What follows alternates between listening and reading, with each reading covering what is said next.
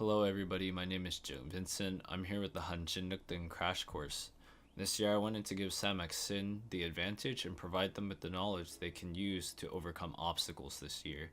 I also wanted to go over the fundamentals of the Hanjin since some of us don't know what it is. So, what is Hanjin? Translated over from Vietnamese, Hanjin means journey of faith. It is also an expression we use when someone has gained faith through converting to a different religion or by going on pilgrimages. But for Samak Vedat Hua, the journey of faith is used to allow Samak Sin to experience the theme of the camp through overcoming trials of physical, mental, and spiritual endurance. So, what makes Hanjin experience so different from other platforms of storytelling? The first thing is that the Samak Sin get to roleplay characters that fit into the theme of the camp. If the theme of the camp was Noah's Ark, they would be Noah and his family. The second thing is the Hanjin is a large-scale reenactment of stories in the Bible, so the journey of faith is not only metaphorical, but also literal, as in Samak Sin will go from location to location. The challenges that we present to Samak Sin can be solved using skill sets that they develop throughout the school year, so whether that be semaphore, Morse code, knot tying, it will all be used somehow, some way to solve these challenges. And the events that occur during the Hanjin play on Samak Sin intuition, so it's up to Samak Sin how they want their Hanjin to play out and how they solve their own matu. Speaking of matu, now we're going to move on to one of the main points of the Hanjin, which are the matu. Translated over from English, matu means coded message, and the matu are usually directions that lead you to a different location, but they allow you also to progress through your journey.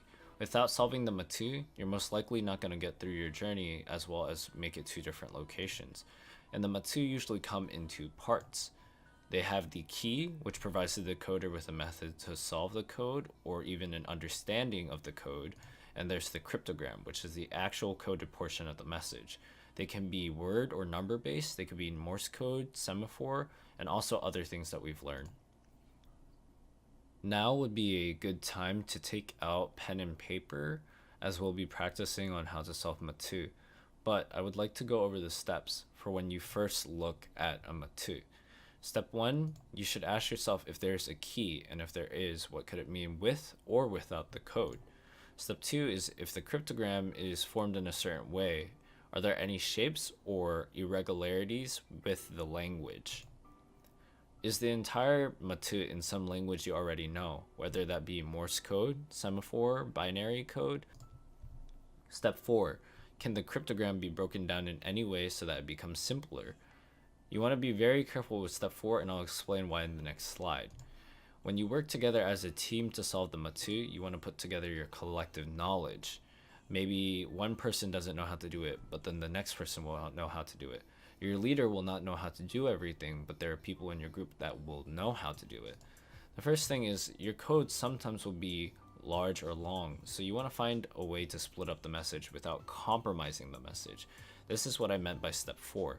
You don't want to be splitting up the message in a way where when one person has one piece and another person has another piece, the code no longer makes sense.